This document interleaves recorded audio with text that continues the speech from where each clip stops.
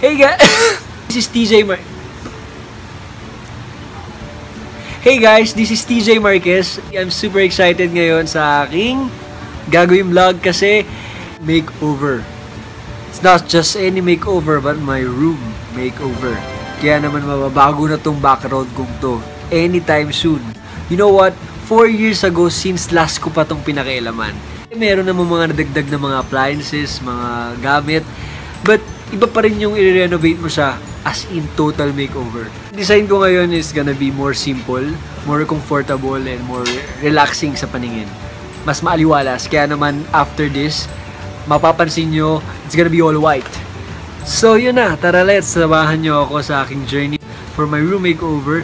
Kaya sana naman ma-enjoy nyo at sana may mga ideas din kayong mapulot at sana ma-inspire ko din kayo to do. So let's go and let's start the transformation. Yeah! So eto na yung before ng aking room. Sinisimulan na namin yung pagbabaklas.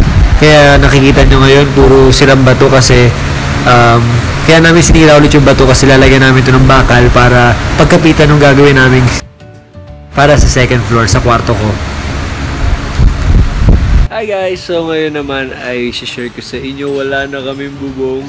Tinanggal na nila ang aming bubong kasi kailangan ng lakihan yung space pataas kasi paslan to and para siyang attic. So gusto kong i-maximize yung space, lagyan ko siya ng mas mataas na bubong. Kaya tuloy kailangan talagang baklasin yung roof namin and mag-start ulit. Actually, nahabol namin sana wag umulan. Wag din magtag-ulan. Kaya ngayon pa lang, habang mainit, habang summer, ginawa na namin itong renovation na to. Kaya hopefully sana by today matanggal na to, matapos na para bukas. May roof na ulit kami and hopefully tonight may magawa kami paraan para hindi kami pasungkit kasi syempre ang hirap matulog nang nakabukas yung bubong namin. So, eto na siya. Well, ang ginawa namin, naglagay kami ng more floor para mas malaki at maluwag yung second floor, yung kwarto ko. Mas matagal tong ginawa pero worth it naman daw pag natapos.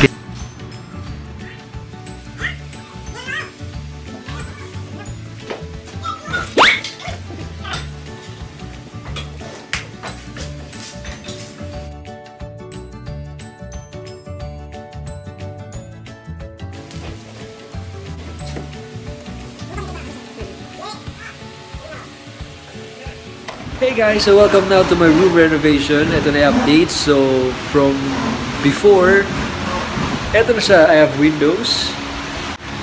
And ayan, meron na akong brick accent wall na nagawa. May bricks na, paint na lang ang kulang. Yung bed ko, ito, i-repaint na lang to para mas maging mukhang bago. And yeah, ceiling ko, i-repaint. Ano ba? From high ceiling ngayon, kinuha ko na yung high ceiling na to, naglagay na ako ng second floor para mas maging malapad, para mas malaki yung space.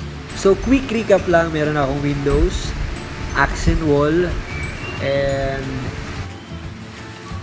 may extension, pas lumaki yung kwarto ko. So super excited kasi mag-paint na ako and dito kasi pagdating sa paint, sa kulay, medyo meticuloso ako kaya gusto ko maging sobrang hands-on ako. Kaya naman pupunta pa ako ngayon dito sa The Color Hub ng Davies Paint para at least mag-check out nung gusto ko maging kulay at para makita ko talaga sila na actual. As in, dito ako sa showroom nila. Welcome sa aming showroom. So, this is the Davies showroom. Ito siya. Ito na yung totoong kulay. Yes, so this is actual finish. Most of it are special colors actually. Dahil ito naman, mga lighting conditions natin. So makikita mo na yung effect since you're having a house renovation. Kung ano yung magiging effect ng color sa bahay.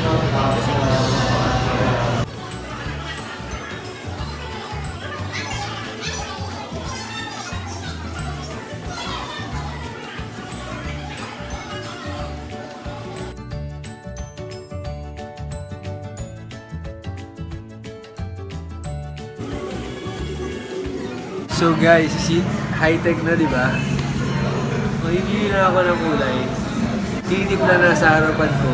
At least, kung may special colors pa kayo na request, pwede nilang gawin yan. Actually, nakakatawa eh. white lang naman talaga yung gusto ko. Pero marami pa palang mga pagdadaanan kung gusto mo makuha yung gusto mo talaga na kulay. So ako white, pero namimili pa ako kung anong white yung mas maganda na babagay sa mga ilaw ko na gagamitin at saka magiging bagay dun sa bahay ko. Thank you so much. So, Matatry mo muna sa house. magka-try muna ako sa bahay, practice na mamimili ako after tomorrow pag na-try na. So thank you, Barbie. Thank you so much. Thank you, and yeah. Start na! Start na! So, it's painting time. Kaya naman, sa nakikita nyo ngayon, I'm using my primer as my first coating para yun yung pagkapitan as base nung paint na pinili ko. And I'm using Davis Mega Cure Concrete Primer Sealer. It's DV1350 White. Ayun, para mas ma-enhance lang. Maingay. Ito ang aking alarm clock every morning ngayon.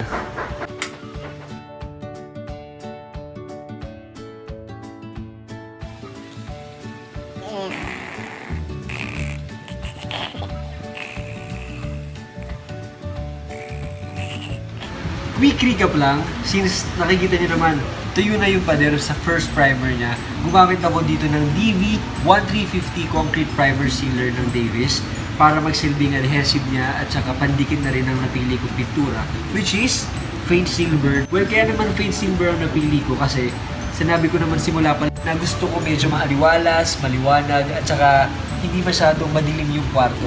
Mas gusto ko may pagka-manly pa rin yung dating, kaya Faint Silver para may pagka-grayish yung dating. Pero since nasa family pa rin siya ng white, kaya tuloy maganda pa rin, white pa rin yung tingin sa kanya. And paalala lang bago kayo magsimula mag-paint, siguraduhin yung muna na wala kayong nakikitang alikabok, wala kayong nakikitang dumi, bato, and any kind of dirt. Dapat kasi malinis talaga yung surface.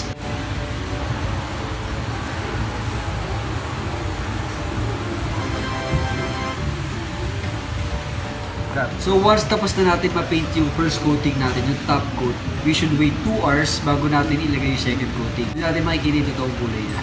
Kaya, ayun.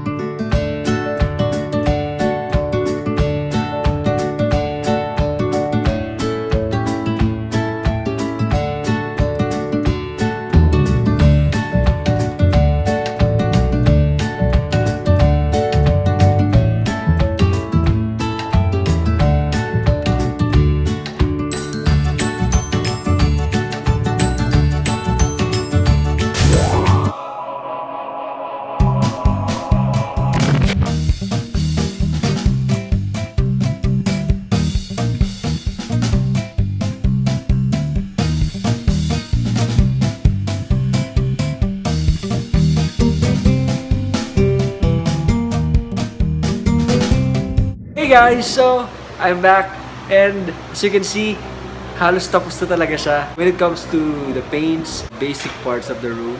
But, well, to be honest, marami pa ako ilalagay dito. I'm so happy and proud of myself because natapos ko to. Talaga nagsayang ako ng pagod, nagsayang ako ng pawis and effort. Tapos na, lumaki na yung space and nandito na lahat. Tapos may window pa ako. And that's something na gusto ko, natural light. You every morning, every day, you will see the sun. It will brighten up my day. Halos 2 months ko na pagtitiis, nawalan kami ng bubong, ay ang hirap matulog, madumi yung bahay. Pero ito na siya. Malinis na ulit, back to normal. Lahat ng sakripisyo, it's all worth it. I'm so thankful sa inyo lahat ng mga sumubaybay at sana may mga natutunan din kayo. For me, gusto kong malaman nyo na if you really want something, just go for it. See you guys soon on my next vlogs. Don't forget to hit like and don't forget to comment if you have any suggestions. Yeah! Ow! Ouch! Aray! Sakit.